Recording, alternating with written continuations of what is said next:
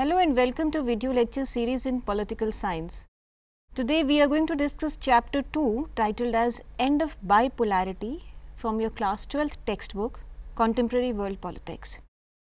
As you know, for understanding we have divided this chapter into 4 parts.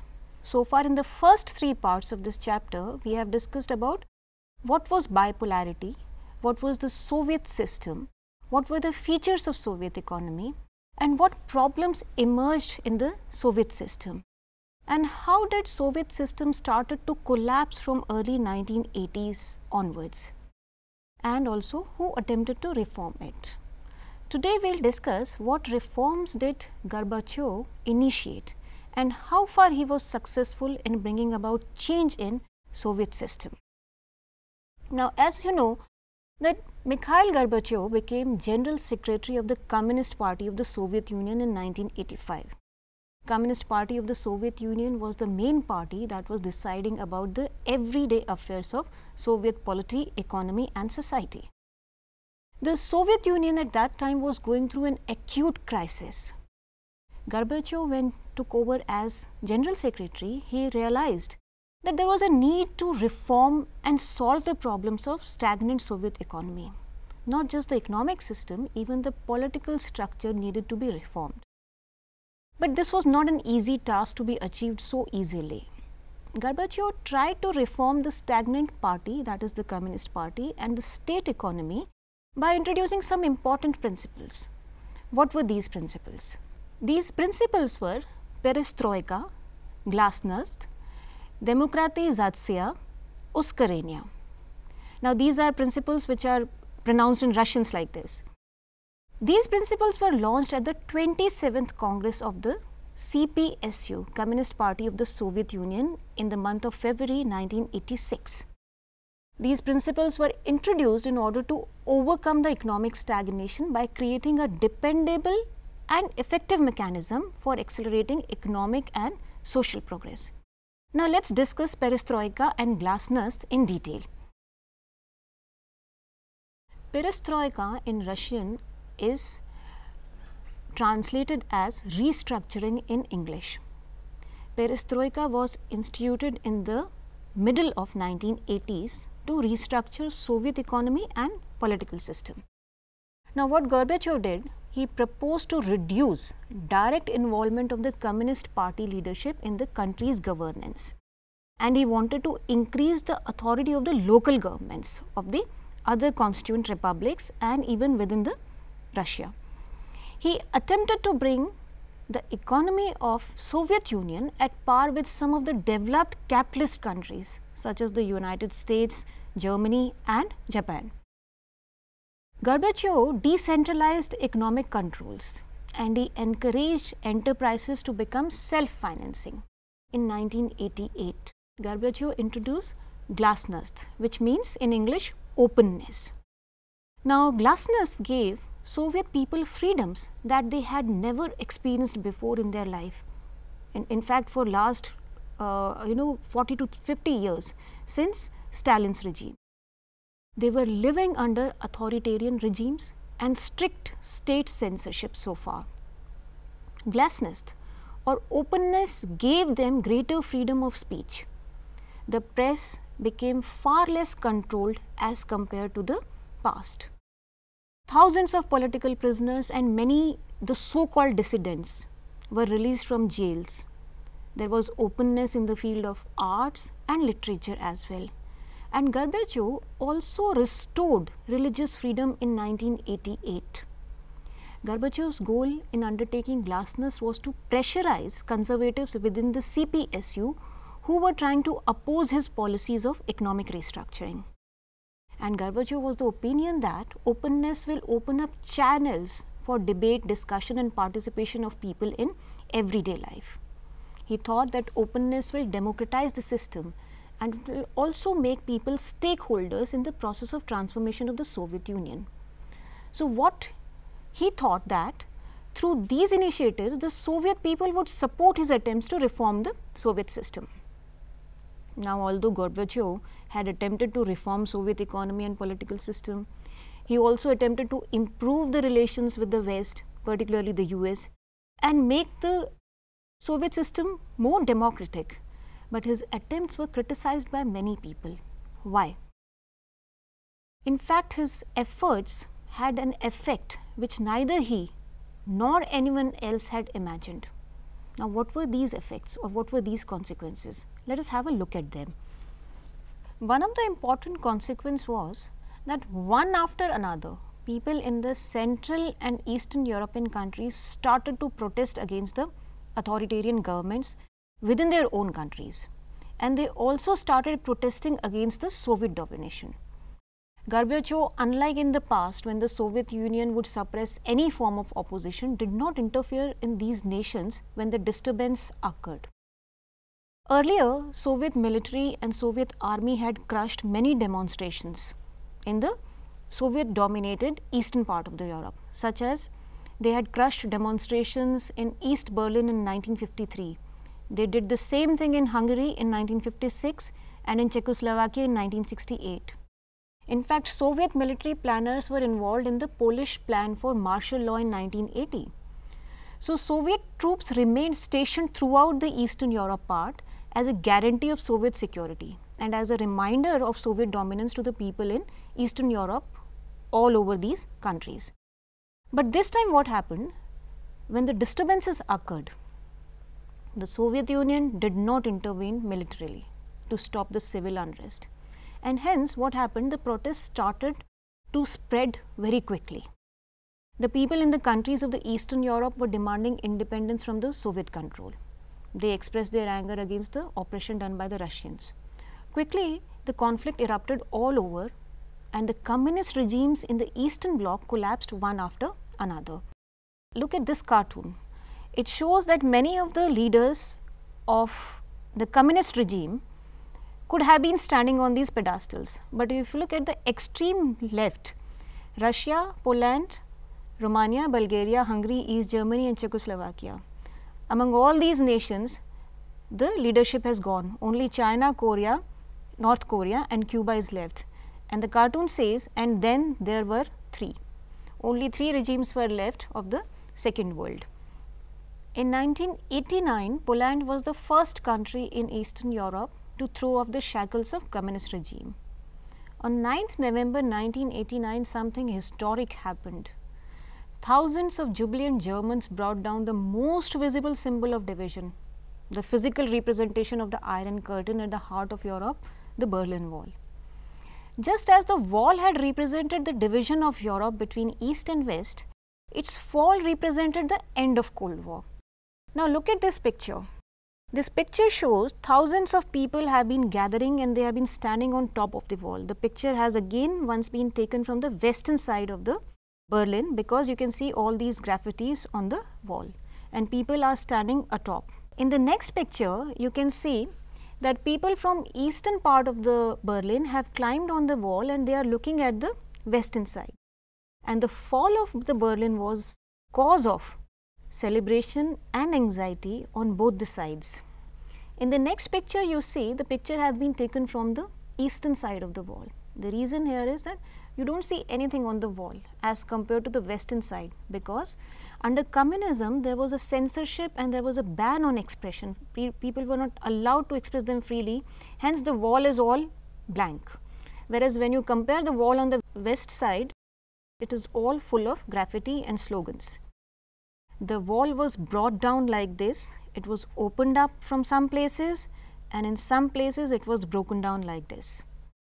Along with these developments, crisis also increased within the USSR, which means among the 14 other countries that constituted the USSR. Now interestingly, Gorbachev was caught between two extremes. On one hand, there were hardcore communist people from the Communist Party who thought that Gorbachev's reforms are too liberal.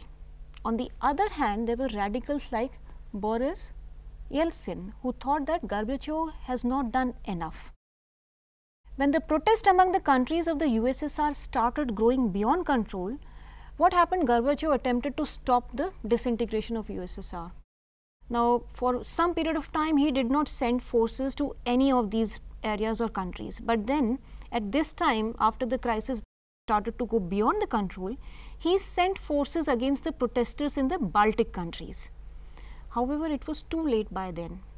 In fact, Gorbachev wanted to strike a balance between the interest of various peoples and parties within the Soviet Union. He thought of giving them greater autonomy to the republics within the Union, but he still wanted to keep the Union intact.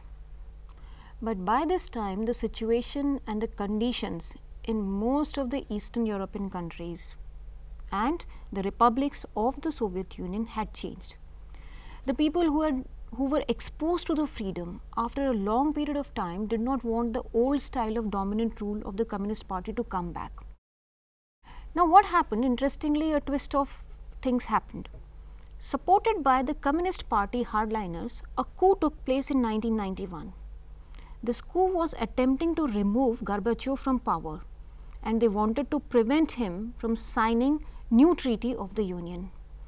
In the entire gamut of things and crisis, Boris Yeltsin emerged as a national hero who opposed this coup, but he himself wasn't aligning with the Gorbachev's reforms. As you can see him in the picture, he was the first president of Russia from 1991 to 1999. Gradually, the roots of the USSR began to shake, and power began to shift from the center to the republics. Gorbachev resigned on 25th of December 1991 as president, and in December 1991, when Boris Yeltsin was the president of the Russian Federation, Ukraine, Belarus and Russia declared dissolution of the Soviet Union. The Communist Party of the Soviet Union was banned. The Central Asian republics wanted to remain within the Soviet Federation, and the declaration of disintegration of the USSR and formation of CIS, that is Commonwealth of Independent Nation, came as a surprise to them. Boris Yeltsin transformed Russia into a free market economy. He adopted privatization and policy of liberalization. In fact, all the Soviet republics which had become independent now adopted capitalism and democracy as political and economic organization. Now, these are the Commonwealth of Independent States. These are Central Asian states. The important ones are Kazakhstan, Uzbekistan, Turkmenistan, Kyrgyzstan and Tajikistan. Now, Russia naturally was accepted as a successor state of the Soviet Union.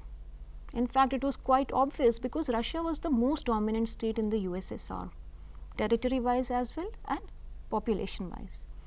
It inherited the seat of the Soviet Union in the UN Security Council. Russia also accepted all the treaties and commitments that were signed by the Soviet Union. As Russia possessed the nuclear weapons, it was the only nuclear state after the disintegration of the Soviet Union. Now, with the disintegration of Soviet Union, the old communist system was dead. We might question here, why did the Soviet Union disintegrate? You may be wondering that the USSR was a superpower for almost around 3 decades. It had a large number of countries aligning with it. Still, why did the second most powerful country in the world disintegrate? Let us look at some of the reasons for the failure of the Soviet system leading to its collapse. The first important reason is that there were internal problems with the political and economic institutions of the Soviet Union. These institutions failed or could not meet the aspirations and expectations of the people. There were problems with the socialist style of governance. Lack of growth led to economic stagnation. There were shortages of consumer goods. People were not given basic freedoms as freedom of expression and freedom of speech. Gradually, when people became aware of the democratic and liberal forms of political and economic institutions world over, they became anxious and they wanted to change the system. One after another, when people started challenging their governments and its control, it became difficult for the communist governments to control the rising tide. And whenever and wherever force or military was used to suppress these protests, it further aggravated the demand for freedom among people. In the Russian-dominated countries of the Eastern Europe, one can observe 2 tendencies happening at the same time. What are these 2 tendencies? The first is that Russia was losing the iron grip over centralized states. Second is that there was a rise in the separatist movement and spirit of nationalism among its people. So, there was a loosening of grip from the top and there was a demand for nationalism from the bottom, grassroots level. And both these opposite tendencies threatened the very existence of the Soviet Union. Once again, you may question that why did the system become so weak and the economic stagnation happened. Let us discuss some of the reasons of this also. One important reason was that Soviet economy used majority of its resources for maintaining nuclear weapons and military equipment in order to prove its superiority to the Western Bloc during the Cold War era. The USSR kept on building its military strength and it did not pay attention to people's need and aspirations. People in the Soviet system were made to believe that Soviet style of economic and political institutions are better than the Western capitalism. But when people became aware of the development in the Western world and they came to know about the freedom that people enjoy as compared to their own system, they were able to see the difference between the two. They could see that despite being the superpower, they are so backward. This realization came as a shock to the ordinary citizens in the Soviet Union. Even the administrative system of the Soviet Union had become so weak and inflexible, it could not take the shock of the protest that people were posing against the Soviet domination. The Communist Party, which had ruled the Soviet Union for more than 70 years, was not willing to open up the government and change the style of functioning. The party on top of it was not accountable to the people at all. The administration suffered from corruption and red tapeism, and slow moving bureaucracy and highly centralized decision making made the problems worse. Those who were in the positions of power had privileges and they enjoyed everything in the society. But all these conditions together alienated the ordinary people. People were not heard, they were not allowed to express themselves. So, they did not identify with the system. They could see the gap between the haves of the power and they were the have-nots. Many had lost hopes of any change or any aspiration, and many more now wanted to change it. And when the changes were introduced by Gorbachev, nobody could stop the system from collapsing. This is what happened when Gorbachev decided to reform the system by introducing policy of perestroika and glasnost and demokratizatsiya. What were the consequences of disintegration of the USSR? We will discuss in the next part of this chapter. But to conclude this part, let's summarize what we discussed in this part. In this part, we discussed about various reforms that Gorbachev introduced to overcome the crisis of Soviet economy and political system. How Gorbachev was caught between the demands from two groups existing at the two extremes, the hardliners and the liberals. Why did the Soviet system collapse despite being a superpower? In the next part of this chapter, we will discuss about consequences of disintegration of Soviet Union, shock therapy and India's relations with the post-communist countries. Till then, you can enjoy reading this part of the chapter. Thank you.